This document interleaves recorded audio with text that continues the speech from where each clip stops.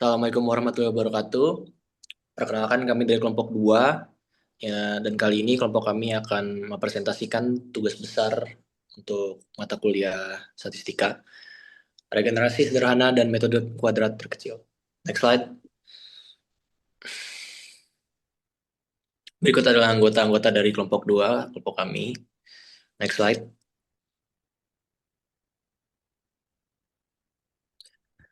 Oke, di sini saya akan membacakan studi kasus yang kami angkat. Sebuah lembaga bimbingan belajar ingin mengevaluasi apakah durasi waktu yang dihabiskan siswa untuk belajar mandiri di rumah dalam 1 minggu memiliki pengaruh langsung dan signifikan terhadap pencapaian nilai ujian. Data dikumpulkan dari sampel acak yang terdiri dari 12 siswa. Pihak manajemen ingin mengetahui pada hubungan ini agar dapat memberikan rekomendasi alokasi waktu belajar yang tepat kepada orang tua siswa. Next slide. Berikut adalah data studi kasus dari studi kasus kami. Next slide.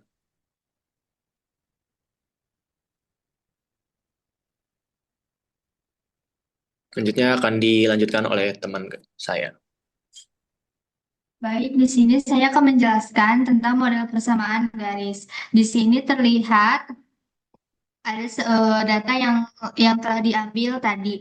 Terus habis itu kita di sini mencari nilai X dikali Y, yaitu 4 dikali 7 itu sama dengan 288 dan seterusnya itu sampai ke bawah itu dikali. Terus yang di kolom ini itu mencari X kuadrat. Untuk nilai 83 ini itu dijumlah dari Ani sampai Lisa, 750 juga itu ditambah, yang 564 juga itu ditambah, terus 655 itu juga ditambah. Untuk nilai 6,9 ini adalah rata-rata. 83 dibagi 12, 750 dibagi 12. Di sini pengerjaannya itu sigma XI-nya itu 83, rata-rata X itu adalah 6,917. Untuk sigma X dikali Y itu sama dengan 5064. Y, rata-rata Y itu adalah 62,5. Terus sigma Y I sama dengan 750. Untuk sigma S kuadrat sama dengan 655. Di sini kita mencari B. Untuk mencari B itu kita tinggal memasukkan N-nya itu 12 dikali sigma X kali Y dikurangi sigma X I dikali sigma Y per N dikali rata-rata Y dikurangi sigma X kuadrat. Hasilnya itu adalah minus 1,526. Untuk mencari A itu, rata-rata dari Y dikurangi nilai B dikali dengan rata-rata X. Hasilnya itu 73,0,55. Jadi model persamaan garis kuadratnya itu adalah Y sama dengan 73,00055 dikurangi 1,526X. Selanjutnya bakal dijelaskan oleh teman saya. Pada bagian ini, saya akan menjelaskan perhitungan jumlah kuadrat pada analisis regresi, yang terdiri dari jumlah kuadrat total atau JKT, jumlah kuadrat regresi atau JKR, dan jumlah kuadrat galat atau JKG. Yang pertama itu tuh ada JKT yang digunakan untuk mengukur total keragaman data terhadap rata-ratanya.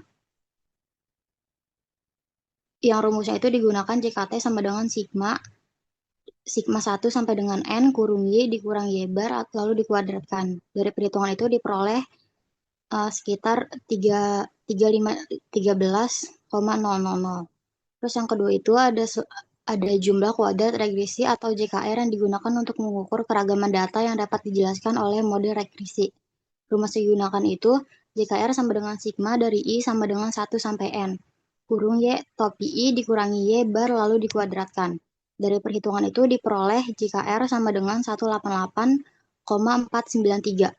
Kemudian adalah jumlah kuadrat Galat atau JKG yang digunakan untuk mengukur keragaman yang tidak dapat dijelaskan oleh mode regresi atau error.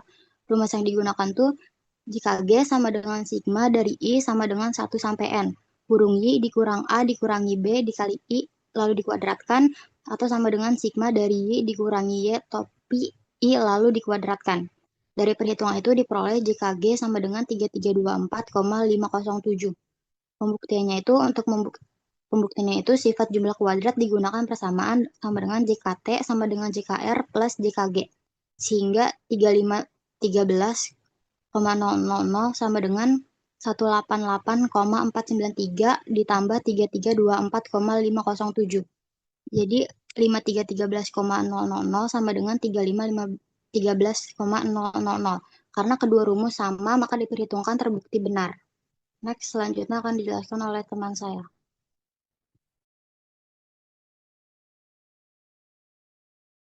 Selanjutnya di sini saya akan menjelaskan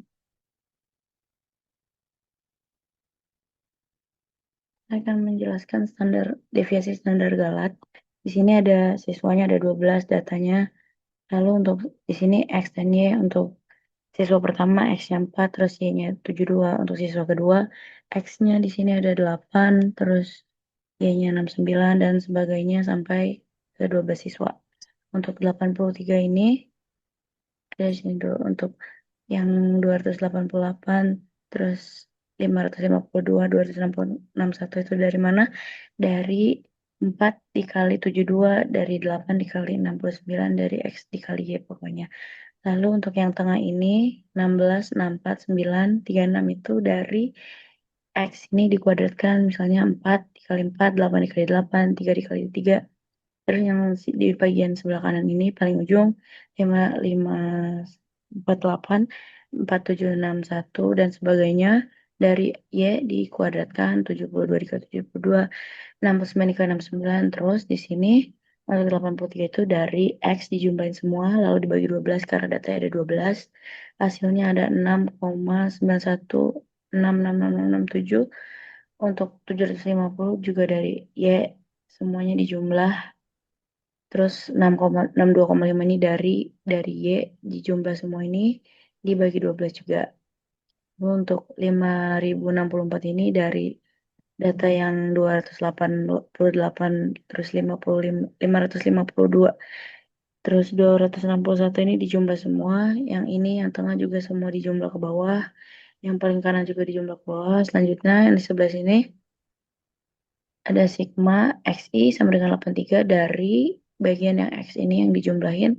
Lalu sigma Y sama dengan 1 dari bagian yang jumlah Y 750. Terus sigma Y kuadrat itu 50.388 dari jumlah yang paling kanan ini. Terus sigma X XF XF ini sama dengan 655 dari yang tengah ini yang dijumlah semua. Lalu di sini ada X kuadrat X kuadrat. Lalu caranya itu dari 12 itu datanya dikali 155 dikurang 83 kuadrat. Terus dibagi 12 dikali 11. Hasilnya 756. Lalu di sini ada X2 S2 Y sama dengan 12 dari data, terus 50.388 dari yang jumlah paling kanan ini, terus dikurang 750 kuadrat. Dibagi lagi 12 dikali 11 hasilnya 319.363. Lalu di sini ada S2E itu 11/10. 11 itu dari mana? Dari N dikurang 1, N itu 12. Terus N 12 kurang 1 itu hasilnya 11. Terus di sini 319 363 itu dari yang S2Y ini. Terus dikurang 0,01 0,001 itu dari sini udah dijelasin cara nyarinya gimana. Cara nyarinya jadi B dikali S2X dibagi S2Y. Terus tinggal dikali di sini dikali 7.356 hasilnya 351.000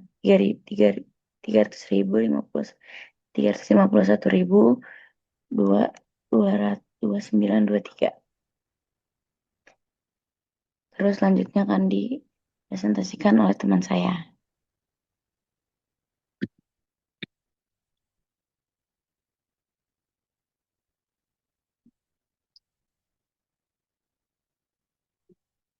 Oke, selanjutnya di sini ada inferensia mengenai koefisien regresi. Jadi eh, untuk menemukan jawabannya kita yang pertama harus menghitung parameter regresi.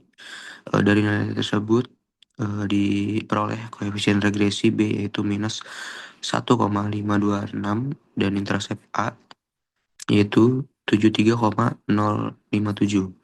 Nah, sehingga persamaan regresinya yaitu Y sama dengan 73,057 minus 1,526X. Nah, selanjutnya hitung galat buku regresi. Nah, dari rumus tersebut didapatkan yaitu 18,233. Nah, selanjutnya hitung selang kepercayaan 95% untuk A.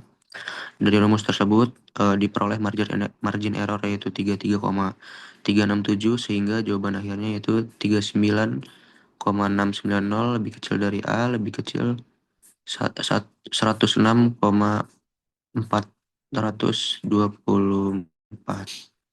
Next.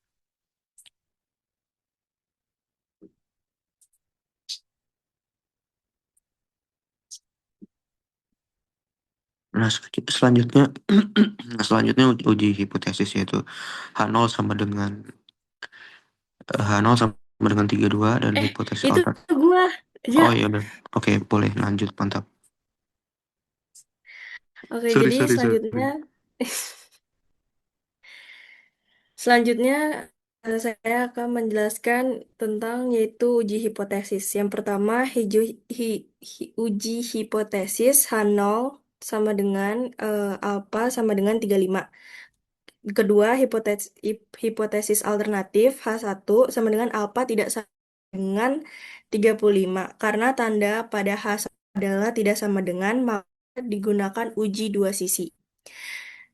Lalu Y topi sama dengan 73,056 min 1,56x. Sehingga nilai dugaan parameter intercept adalah alpha sama dengan 73,055. Lalu taraf nyatanya alpha sama dengan 0,05. Untuk wilayah kritisnya, derajat bebas V sama dengan N min 2 sama dengan 12 min 2 sama dengan 10. Dari tabel T 0,05,10 sama dengan 2,228. Maka wilayah kritik T lebih kecil min 2, 2,28 atau T lebih besar 2,228. Lalu untuk di next slide, perhitungannya dari hasil regresi diperoleh alpha sama dengan 73,055. SC sama dengan 18,233, lalu X sama dengan 6,917, SXX sama dengan 80,917. Statistik uji T sama dengan alpha min 35 per SC akar 1 per N ditambah X kuadrat per SX. Substitusi nilai T sama dengan 73,055 min 35 per 18,233 akar 1/12 ditambah 6,917 pangkat min 80,17. T sama dengan 38,0 14,055 per 14,974. Jadi T sama dengan 2,541. Lalu eh, karena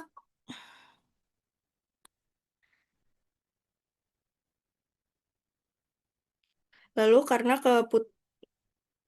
karena keputusan T sama dengan 2,541 dan T tabel sama dengan 2,228, maka T hitung lebih besar dari T tabel atau 2,541 lebih besar daripada 2,228, sehingga T hitung berada pada wilayah penolakan H0, keputusan tolak H0. Jadi kesimpulannya, pada taraf nyata 5% terdapat cukup bukti untuk menyatakan bahwa alfa tidak sama dengan 35.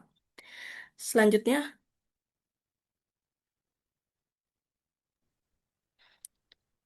Selanjutnya akan dilanjut oleh saya. Jadi pertanyaan ini buatlah selang kepercayaan 90% bagi B dalam garis regresi. Jadi di sini sudah diketahui bahwa jumlah siswanya ada 12 dari Ani sampai Lisa. Dan peran pertama yang harus kita lakukan yaitu menghitung nilai varians. Jadi ada nilai variasi X atau SXX. Rumusnya sigma X kuadrat min dalam kurung sigma X tutup kurung kuadrat per N. Jadi sama dengan kalau sudah dari yang diketahui sebelumnya, dari angka yang sudah dihitung, jadi masukkan 655 dikurang 83 kuadrat per 12 sama dengan 655 dikurang 574,0833 sama dengan 80,9163. Lalu selanjutnya adalah menghitung nilai Y atau variasi Y, SYY.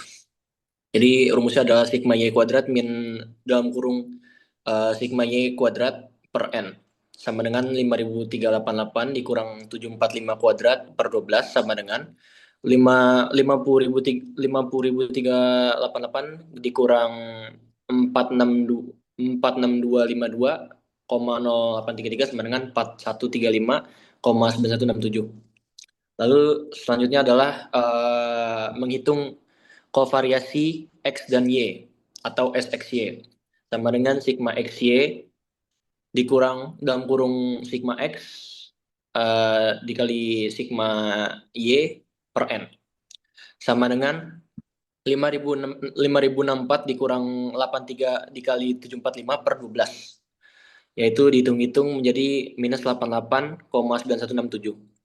Selanjutnya yaitu menghitung estimasi kemiringan nilai slope dan standar error. Jadi nilai slope itu rumusnya yang sudah dihitung tadi, SXY per SXX. Dimasukkan nilainya dan ekuivalennya adalah min 1,0989. Selanjutnya adalah menghitung SSE atau kuadrat Galat. Jadi rumusnya adalah SYY min slope dikali SXY. Dimasukkan nilai-nilai tadi dan juga nilai slope-nya segala macam dan hasilnya menjadi 4038,2061. Selanjutnya adalah menghitung estimasi ragam Galat atau S kuadrat.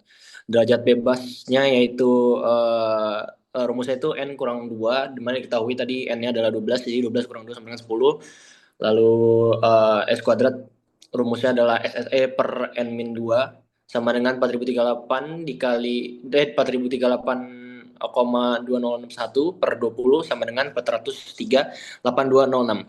Lalu agar S-nya tidak ada kuadratnya lagi, jadi diakarkan, jadi ekuivalennya menjadi 20,0953. Jadi standar error dari slope atau S slope sama dengan rumusnya adalah S per akar SX. Dimasukkan nilai-nilainya dan menjadi 22340. Lalu menentukan kritis T tabel, di mana alfanya adalah 0,05 dan derajat bebas ada 10 tadi. Masukkan alfa per 2 sama dengan 0,025, lalu T 0,025,10 sama dengan 2,228. Menghitung selang kepercayaan 95% bagi beta, dimasukkan. Rumusnya itu seperti ini. Sudah ada di layar di depan. Jadi dimasukkan, jadi batas bawahnya adalah min min 1,0989 dikurang dalam kurung 2,228 dikali 2,2340 tutup kurung sama dengan min 1,0989 dikurang 4,9774 sama dengan min 6,0763. Lalu batas atasnya adalah min 1,0989 ditambah dalam kurung 2,228 dikali 2,2340 sama dengan min 1,0989 tambah 4,9774 sama dengan 3,8785. Jadi kesimpulannya adalah selang kepercayaan 95% bagi beta adalah min 6,0763 lebih kecil dari beta, lebih kecil dari 3,8785. Next slide. Oke, jadi itu adalah presentasi dari kelompok kami, kelompok 2. Terima kasih atas perhatian Anda. Wassalamualaikum warahmatullahi wabarakatuh.